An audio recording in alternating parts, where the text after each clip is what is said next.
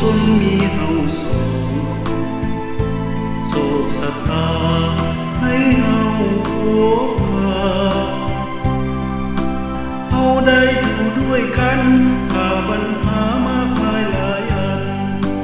แต่เฮายังยึดมันบ่เคยเปลี่ยนแปลง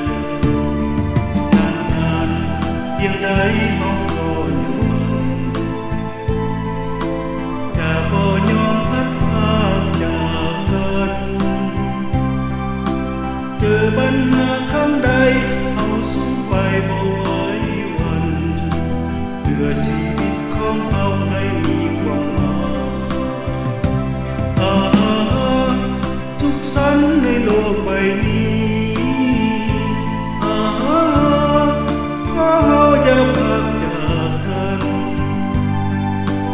เวลาที่หากขาดเจ้าครั้งใดเพียงน้อยเดียวเท่านั้นก็ทนแทบจะขาดใจ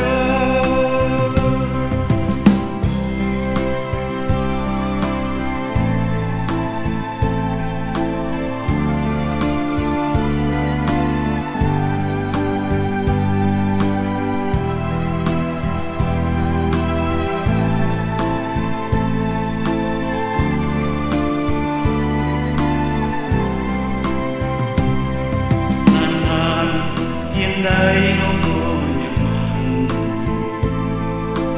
จะบ่ยอมพัดพรากจากกันเจอปัญหาครั้งใดเฮาสู้ไปบ่ไหววันเพื่อชีวิตของเฮาให้มีความหมายสุขสันต์ในโลกใบนี้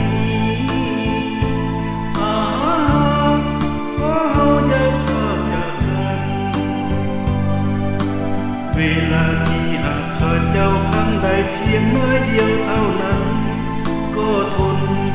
แทบจะขาดใจ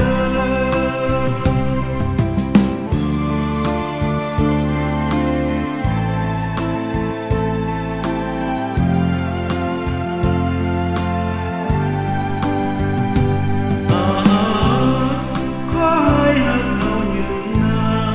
นเขาอย่าพรากจากกันพบวันใดมือใดบ่เห็นกันเพียงแต่คิดถึงเท่า